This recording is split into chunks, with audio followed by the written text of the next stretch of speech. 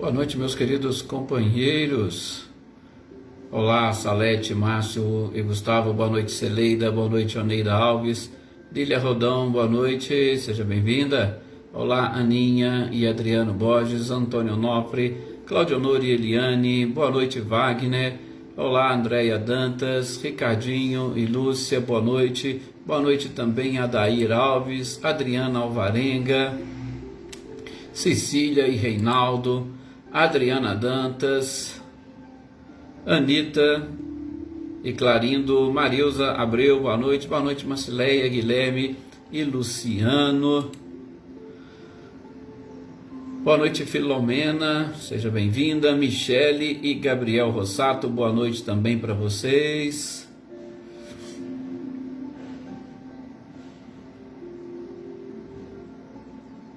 Luísa Nalim, boa noite.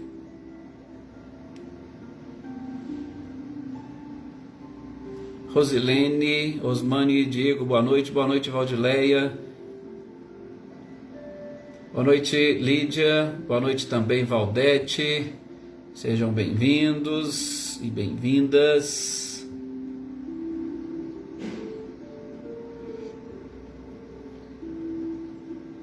Cláudia Fernandes, boa noite. Edna e Luciano, boa noite para vocês também.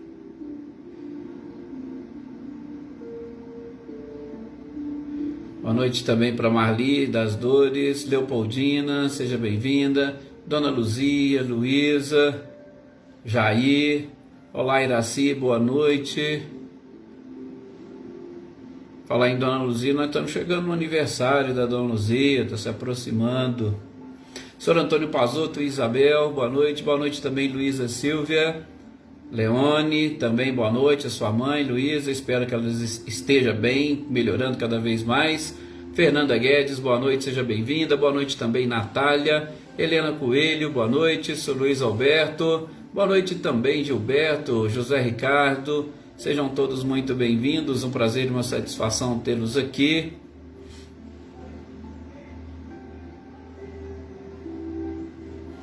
Vamos então nesse instante fazermos a nossa prece para nós iniciarmos as reflexões desta noite. Elaine Oliveira, boa noite também para você. Essa noite de nós identificarmos algumas questões relacionadas ao livro dos médiuns. Adriana Romano, boa noite também, seja bem-vinda.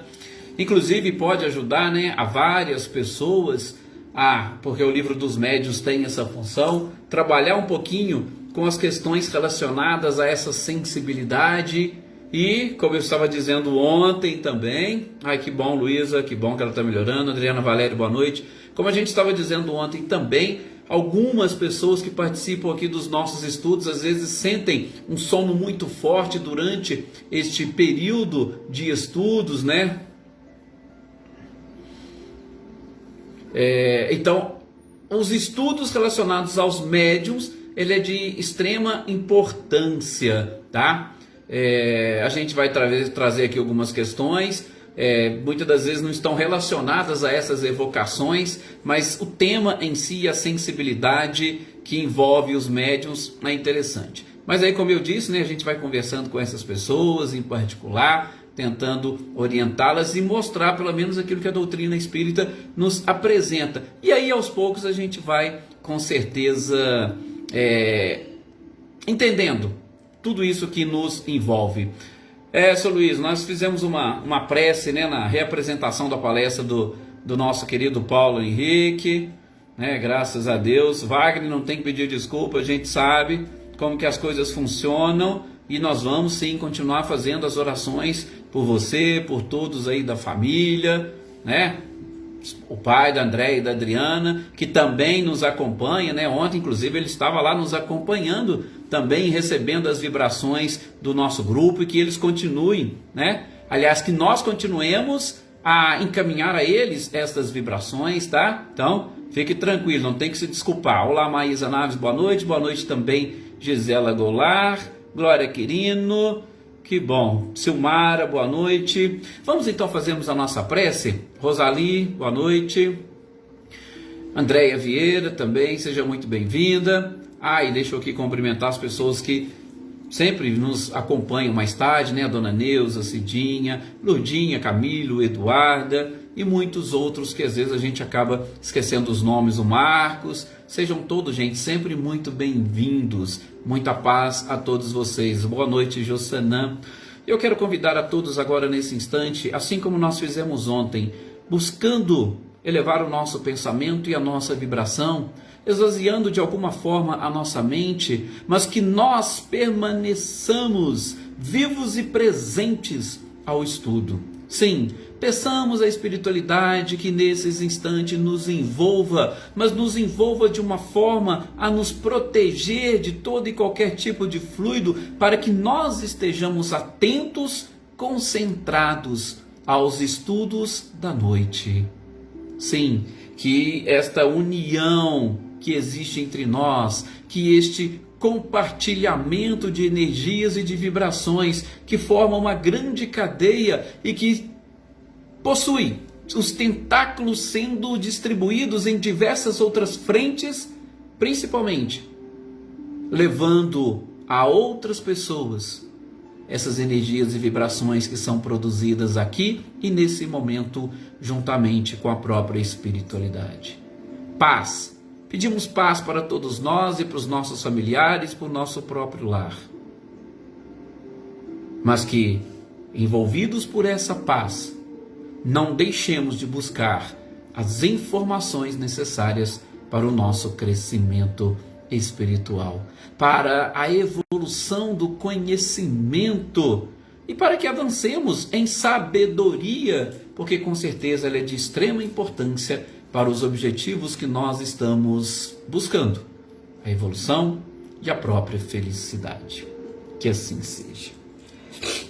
Realmente, muita paz a todos, né? Que nós efetivamente desejamos. Olá, Valdete.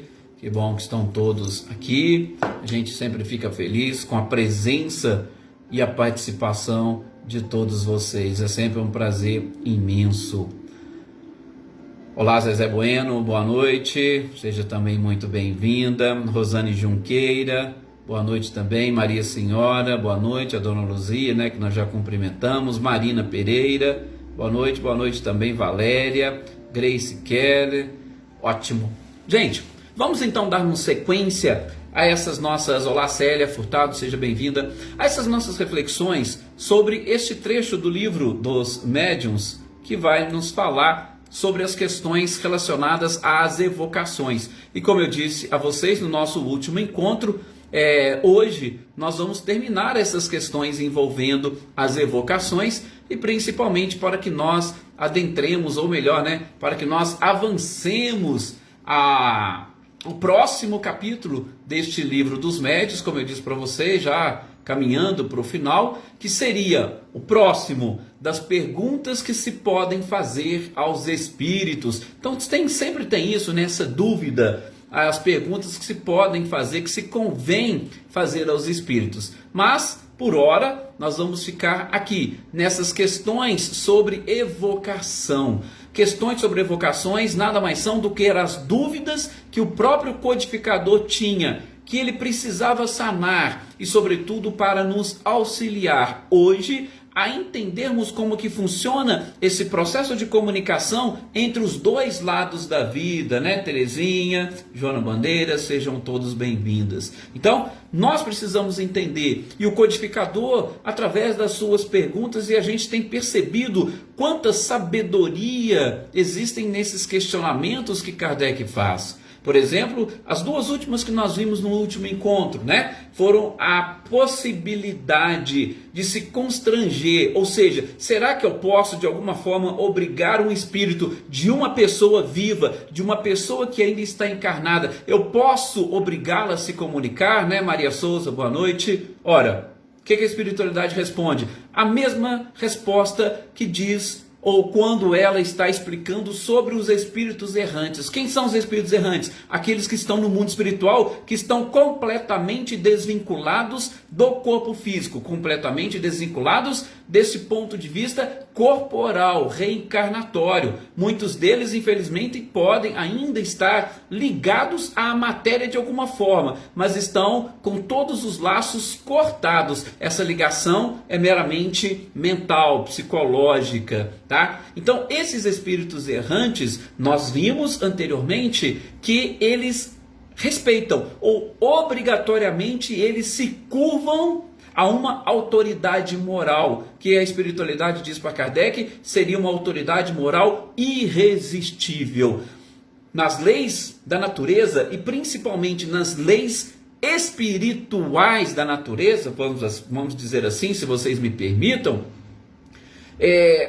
aquele que tem uma evolução, ele exerce um domínio e um controle sobre o outro, não é aquele tipo de domínio e controle como alguns pensam, ou como muitos acham que eu posso dominar. Não, é que a qualidade, a característica moral destes seres, ela acaba de alguma forma constrangendo aqueles que não chegaram ainda nesse nível, que não chegaram ainda nesse patamar. Né? Eu gosto até de brincar. É como se nós estivéssemos diante desta... Olá, Ludmila Pimentel, boa noite, seja muito bem-vinda. Prazer tê-la aqui conosco. Mais uma da nossa família aí, né? Valdete, Wagner, Adriana e Andréa Dantas. Que bom.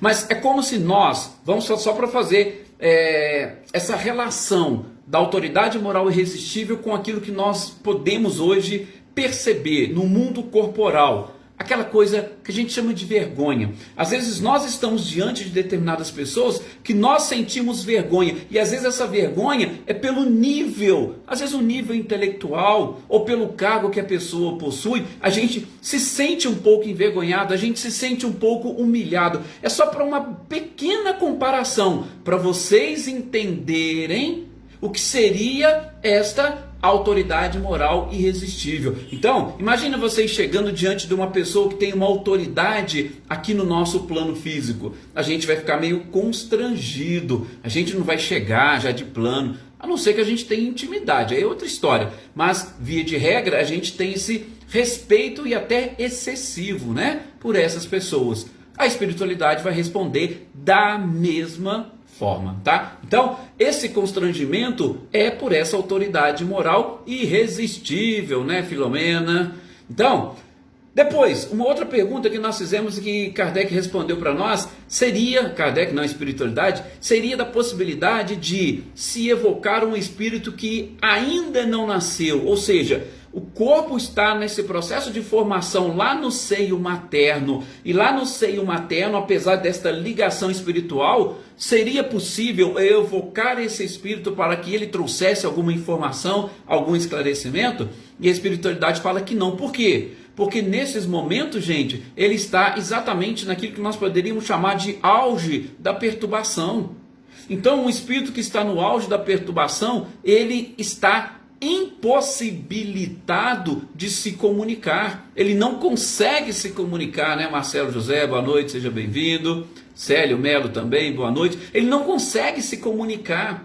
Ele está totalmente ou completamente perturbado. Então, nós evocamos um espírito, mas ele está lá no seio materno, ele ainda não nasceu, então ele veio se comunicar. Não.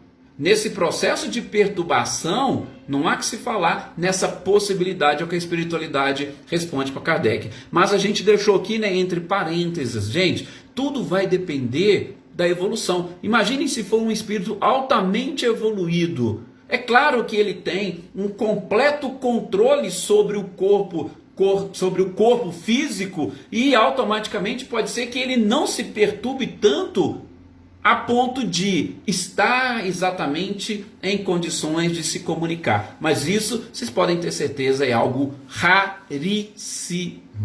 Bom, seguindo agora, como nós dissemos, são 58 questões, nós vamos ver as 52, que são as últimas aqui. Kardec fala então, ou pergunta, se pode acontecer, porque a gente está falando de evocação de pessoa viva. Quando a gente vai evocar espírito, nós já vimos como que funciona todo o processo. Mas, no que diz respeito à pessoa viva, poderia algum outro espírito tomar o lugar dela? Poderia um espírito mistificador falar: "Oh, eu sou fulano que você está evocando"? Pode acontecer isso? Gente, é claro que pode. Assim como acontece com os desencarnados, pode acontecer também com os encarnados. A espiritualidade fala que inclusive isso acontece com muita frequência, porque os mistificadores estão aí à nossa volta. Lembram quando a gente falou lá atrás da assembleia, do meio, do grupo? Ora, qual seria a utilidade de se evocar uma pessoa viva, ou uma pessoa que está viva? Qual é a utilidade? Qual que seria a finalidade para aquele grupo? As intenções do grupo são realmente boas? Ou eles estão movidos pela curiosidade? A gente já viu isso. Então, o que a espiritualidade fala? Olha, acontece e de forma muito frequente. Por quê? Porque como nós, infelizmente, não temos todo aquele controle sobre nós, sobre os demais participantes e sobre os espíritos, já abrimos um parênteses, se nós tivermos uma autoridade moral irresistível, até os mistificadores com certeza vão se afastar. Por quê? Porque eles sabem que podem ser descobertos e ninguém quer ser descoberto, ninguém quer ser desmascarado, e os espíritos mistificadores vão sair correndo se eles estiverem diante de uma situação dessa, onde eles podem ser reconhecidos. Então, pode acontecer? Pode. Vai depender muito do grupo, vai depender das intenções e principalmente, da finalidade daquelas evocações. A própria espiritualidade ainda vai dizer o seguinte: olha, os espíritos de pessoas vivas, encarnadas, a utilidade da sua evocação só pode ser para assuntos psicológicos, ou algo referente àquela necessidade de um auxílio, um tratamento, ou algo do gênero, que vai cuidar dessa parte psicológica do espírito encarnado, tá? Principalmente. Então, a espiritualidade fala: olha, se abstenham de evocar pessoas vivas. Por quê? Porque muito pouca coisa elas podem trazer de instrutivo para vocês. O cunho será outro.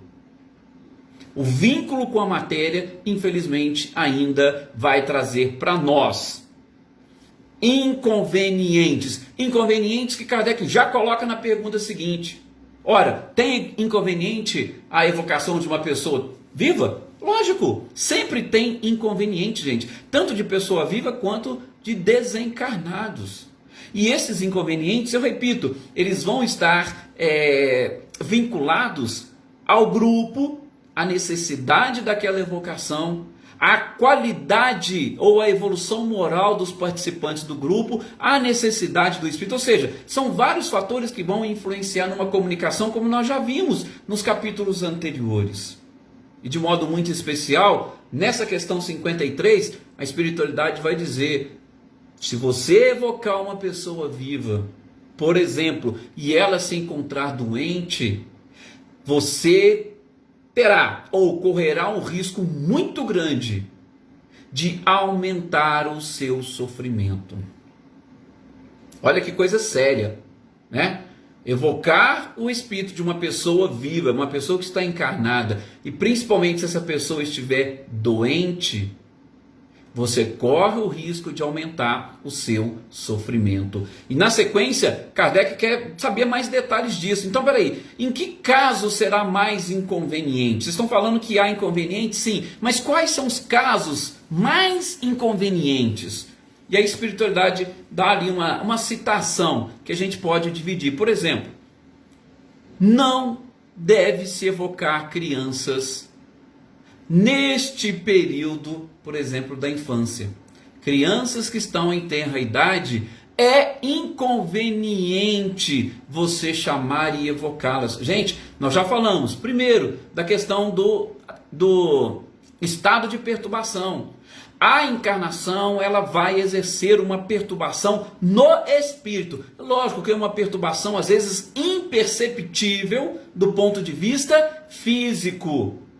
Imperceptível do ponto de vista médico. Mas do ponto de vista espiritual, esse processo de restringimento, quando você restringe e principalmente quando você limita as faculdades do espírito, ele vai trazer sim uma perturbação. Então, essas crianças, elas estão com certeza neste processo, nesse período. Por isso que nós estudamos no livro dos Espíritos ontem, não sei se vocês estavam aqui, se lembram, desses inconvenientes. Por quê? Porque neste período, sobretudo da infância, que é o período de repouso do espírito, você forçar uma situação para trazê-lo, para tirá-lo do corpo, trazê-lo até você e fazer ou buscar coisas que estão lá no seu subconsciente, vai gerar sim um prejuízo e um inconveniente para aquela encarnação, para aquela existência, porque você vai interromper este repouso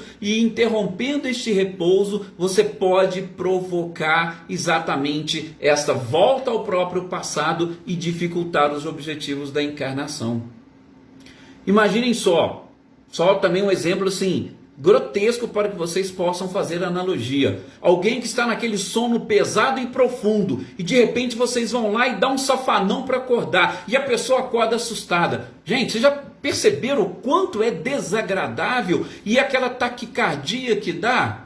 É mais ou menos isso que a espiritualidade está falando. Nesse período, não convém.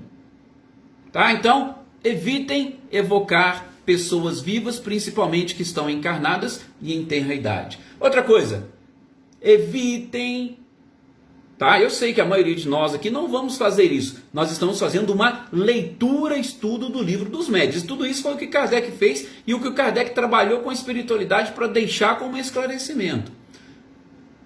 Falaram, Kardec, evita evocar pessoas que estão gravemente enfermas. Nossa, fulano sofreu um acidente, tá? Ele está lá no hospital, ele está até inconsciente, vamos evocá-lo para ele falar para nós quem foi o responsável pelo acidente? Por exemplo, sabe aquela curiosidade? Não. Evite, porque a espiritualidade já falou, você pode agravar este estado dele. Ah, o fulano está lá no hospital, está em coma. Vamos evocar o espírito para saber, para ele trazer informações para nós? Não. Evite esse tipo de comunicação. Está aqui, orientação da própria espiritualidade. Por quê? Porque você pode agravar, principalmente esse desequilíbrio corporal. Agravou o desequilíbrio corporal? Você pode, inclusive, acelerar o óbito. Orientações da espiritualidade. Também, evitem, segundo as informações do próprio Espírito, Erasto aqui respondeu a esses questionamentos, evitem evocar pessoas já de idade e doentes. Vocês imaginem, né? Às vezes doente e de uma certa forma até revoltada com a sua situação ali no corpo. O espírito num corpo doente, a gente sabe da perturbação que vai envolver tudo isso. Então, evitem por quê? Porque você também pode acelerar esse estado enfermiço e aí gerar complicações nessa relação necessária para o espírito de vida corporal e vida espiritual. A Ludmila até coloca aqui, né? Não sabia que poderia. Mas, Ludmila, nós estamos exatamente estudando isso, e só para você que está chegando agora, para a gente esclarecer, porque Kardec foi fazendo esses questionamentos. E o que ficou muito claro para nós? A partir do momento que nós somos espíritos, é possível. E somos espíritos que estamos num corpo físico.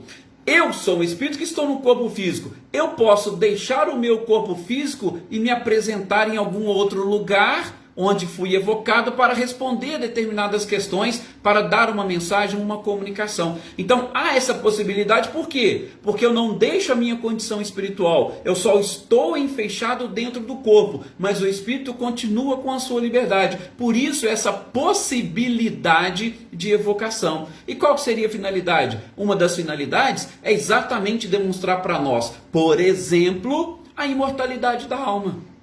Ora, se você consegue tirar um espírito ali do corpo para ele se comunicar, você está provando, por exemplo, que existe o espírito e que existe o corpo. Então, dessa forma, você destrói completamente as ideias materialistas de que só existe o corpo e que tudo acaba ali no corpo ou com a morte do corpo. Esse poderia ser, por exemplo, uma das finalidades, mas muitas outras coisas. Por exemplo, instrutivas, porque o espírito ele tem uma visão diferente quando ele está dentro do corpo. Por quê? Porque a sua limitação ou a influência do organismo vai fazer com que ele, sobretudo no campo da consciência ou da conscientização, ele restrinja o seu campo de conhecimento. Ao passo que, quando você está fora do corpo, você expande os limites da sua consciência. Tá? Então, você pode, nesse processo de expansão da sua consciência, trazer informações do mundo espiritual para o mundo corporal. Por exemplo, Kardec fez muitas experiências, se posso assim dizer, ou obteve muitas comunicações de médiuns sonâmbulos. O que é um médium sonâmbulo? É aquele que o seu corpo está dormindo, adormecido, e o espírito começa, ele se afastando do corpo, ele começa a influenciar esse corpo, e esse corpo pode começar, ou ele pode tomar alguns movimentos, sonambulismo. Só que o espírito, ele está fora, comandando e controlando. Este controle vem exatamente pelo cordão fluídico. Ele comanda e controla o corpo, mas separado do corpo, ele detém as informações do seu próprio passado. E alguns desses casos, alguns desses médiuns sonâmbulos, por exemplo, que foram médicos em outra encarnação, eles fazem diagnósticos, eles trazem receitas, eles fazem tratamento das pessoas. Então, o espírito, tudo isso para quê? Provar essa imortalidade da alma, tá? A Elaine até aqui ainda concorda, né, com a pergunta, porque às vezes a gente tem sim esse receio. Por isso que eu falo para vocês, não tenham medo. Se vocês estão perguntando é porque não sabem. Ah, tudo bem, não quero perguntar aqui. Depois manda a pergunta para a gente, separado, né, inbox ou no Messenger. A gente vai tentando responder e esclarecer. Nós estamos fazendo um estudo, uma leitura estudo, tá? Então, a gente vai lendo aqui e eu vou passando as informações. Ficou dúvida? Não tenham nenhum tipo de receio, podem perguntar, tá? Então, essa sua pergunta de possibilidade e de finalidade está aí, principalmente demonstrar essa imortalidade da alma. Por quê? Porque a gente ainda tem dúvida. Muitos de nós, mesmo entre aspas espíritas, a gente ainda acha que não, morreu, acabou. A gente ainda falta-nos aquela certeza de algumas informações. E a Silmara ainda vai perguntar aqui, né, sobre esse tratamento de apometria. Só para informar, a apometria não é algo assim muito unânime, sobretudo dentro do espiritismo, tá? Então, existe um tratamento alternativo chamado apometria? Sim, existe. Assim como também o reiki. Então, tem alguns desses tratamentos que não são aceitos. A apometria, pelo pouco que nós já estudamos, é exatamente, gente, a possibilidade de você, através destes, entre aspas, que eles chamam de corpos astrais, tá? Dos corpos astrais, eles identificarem aquelas, vamos chamar assim, de manchas que estão registradas no nosso corpo espiritual e, muitas das vezes, cada uma delas proveniente de uma encarnação diferente. Então o estudo da apometria vai fazer, vamos assim dizer, quase que um desdobramento desses corpos astrais, ou nesse processo de análise espiritual, identificar um problema que é proveniente de existências anteriores para te ajudar de alguma forma no tratamento, tá? Então, perfeito. A Isolina também sempre aí, né, confirmando, né, essa dúvida. Então eu espero que vocês tenham conseguido entender. Mas vejam, tudo, gente, são questionamentos levantados pelo codificador para elaborar essa doutrina.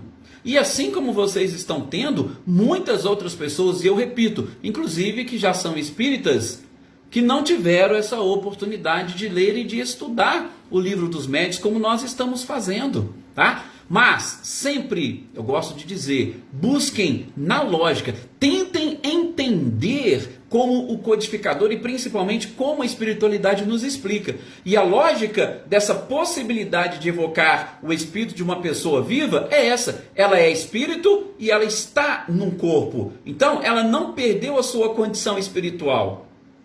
Se ela não perdeu a sua condição espiritual, ela se manifesta como espírito, como acontece principalmente à noite. O que acontece à noite? Nós vamos estudar um pouco mais à frente, sobretudo lá no livro dos Espíritos, as emancipações ou as possibilidades de emancipação da alma, que é quando a alma se desliga do corpo. Kardec chamou de alma um espírito encarnado. Há possibilidades dessa emancipação? Sim, o espírito pode em alguns momentos deixar o corpo. E nesses casos de evocação, nada mais é do que o espírito deixando o corpo, como o Wagner lembrou ali atrás, que fica adormecido, não tem chance dele ficar acordado, a gente já falou isso também, que a espiritualidade já respondeu isso para Kardec, ele fica adormecido e o espírito se manifesta num outro lugar diferente, tá? Perfeito, vamos lá.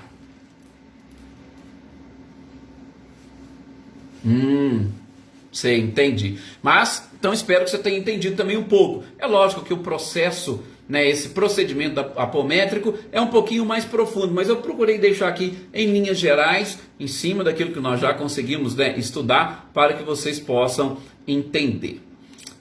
Vamos seguir aqui. Então, o que nós estávamos falando? Que os inconvenientes que a espiritualidade trouxe. Primeiro, evitem evocar crianças em tenra idade. Segundo, evitem evocar pessoas gravemente enfermas. Terceiro, evitem também pessoas já de idade, idosos, enfermos, para que você não agrave a sua situação. Uma outra que eles colocam, sempre que o organismo, sempre que o corpo tiver de alguma forma enfraquecido, gente, vai ser inconveniente, assim como na criança, assim como no doente, assim como no idoso, ou em qualquer outra situação. Se o corpo tiver debilitado ou enfraquecido, evitem. Por quê? Porque essa separação pode gerar prejuízo. Aliás, a espiritualidade fala assim, vamos dizer de uma forma até resumida, toda e qualquer suspensão das atividades intelectuais e principalmente de forma brusca. Por quê? O que é uma pessoa viva sendo evocada? Alguém que está ali, principalmente acordado, e vem um chamado. Aí a pessoa, o espírito, eu vou atender esse chamado. O corpo adormece, né? Aquelas pessoas que a gente tem conversado, que eu falei para vocês no início, que às vezes não conseguem ficar o tempo todo despertas, acordadas durante, por exemplo, as lives, ou quando vão numa casa espírita, entra lá, começa, por exemplo, a palestra, aí parece que elas apagam. Lógico, não estou querendo dizer que sejam casos de evocações, também não vou afirmar que são casos de desdobramentos, tudo isso são coisas que a gente tem que depois estudar caso a caso, para tentarmos entender. Mas vocês imaginem, toda essa possibilidade de separação brusca, a espiritualidade fala, das atividades intelectuais, pode gerar um grave inconveniente e um risco para a pessoa, tá? Não é só, não, acontece com muita gente, Isolina, esse tipo de coisa. Primeiro, porque nós estamos ali todos num tipo de vibração diferente daquela que nós chegamos.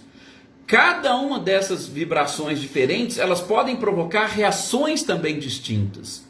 Daí eu convido a todos, principalmente nas casas espíritas sérias, elas possuem cursos e estudos mediúnicos. E esses cursos e estudos mediúnicos não é para fazer a pessoa virar médium, não. Esses cursos e estudos mediúnicos é para trabalhar essas orientações sobre o funcionamento do corpo, do espírito, sobretudo durante essas manifestações mediúnicas.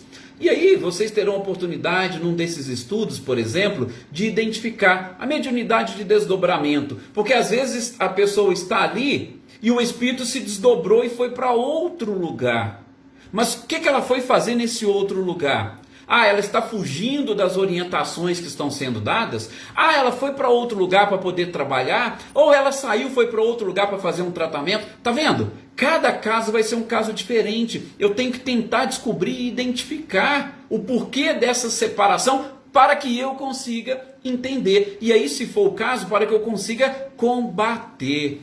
Interessante que muitas pessoas que frequentam principalmente palestras, a Filomena está colocando aí que frequentam casas espíritas, e em especial aquelas que chegam num primeiro momento, gente, tem gente que fala assim, ah não, isso aí é mediunidade, você tem uma mediunidade de desdobramento, você se desdobra. E às vezes não, às vezes a pessoa está passando por um processo de perturbação, ou seja, de uma influência de algum outro espírito sobre ela, e essa influência proveniente às vezes de um domínio, e às vezes até um domínio, posso dizer, hipnótico, desse espírito obsessor, que não quer deixar com que o outro aprenda. E aí ele exerce esse domínio e fala, opa, a hora que você estiver lá, você vai ser, entre aspas, hipnotizado, você vai sair, você não vai ouvir nada. Então pode ser exatamente consequências de uma influência obsessiva. Então tá vendo? Não dá pra gente fechar a questão. Só tô querendo dizer para vocês, fechando essa questão 54, e a gente já chegou no final aqui do nosso programa, não vai dar para fechar todas, né? Olha para vocês verem como é que as coisas vão puxando, né? Só para a gente fechar essa questão 54 aqui, que a espiritualidade fala? Esta interrupção brusca das atividades intelectuais, ou seja, nos casos de evocações, o espírito está e de repente ele é chamado e ele sai rapidamente, ele sai de repente, pode gerar sim um certo prejuízo para as pessoas, tá? Aí ó, Marilza também falando que às vezes acontece com ela aqui também durante os nossos estudos. Algumas outras pessoas, Marilza, já me relataram também isso. E eu repito, infelizmente a gente teria que ver caso a caso para tentar identificar o que pode ser, tá? Mas a gente vai com certeza conversando. Tem gente que precisa ver, dependendo do assunto, ela se dispersa. Dependendo do assunto, ela não se dispersa, ela fica presente o tempo inteiro. Tem uns que precisa rever as aulas depois porque não conseguiu assimilar absolutamente nada. Tá vendo? São muitas questões realmente envolvendo. E como que é interessante, né? Nós estudarmos essa parte da espiritualidade. Quantas respostas nós podemos encontrar nessas observações e nesses estudos, tá? Olá Marcos, boa noite. Mas, como nós chegamos aqui ao final deste nosso horário proposto, a gente vai exatamente fechar aqui o nosso tema, o nosso tempo, e desejando a todos vocês um excelente final de semana. Na segunda-feira a gente retoma aqui as nossas informações, aos nossos esclarecimentos. Uma ótima e perfeita noite para todos vocês. Que Jesus os abençoe, abençoe o seu lar, abençoe os seus familiares, os seus amigos, aqueles que se dizem seus inimigos, e que nós estejamos sempre cada vez mais ligados e vinculados, formando uma verdadeira e grande família espiritual que caminha juntos para atingir esses objetivos da perfeição e da própria felicidade.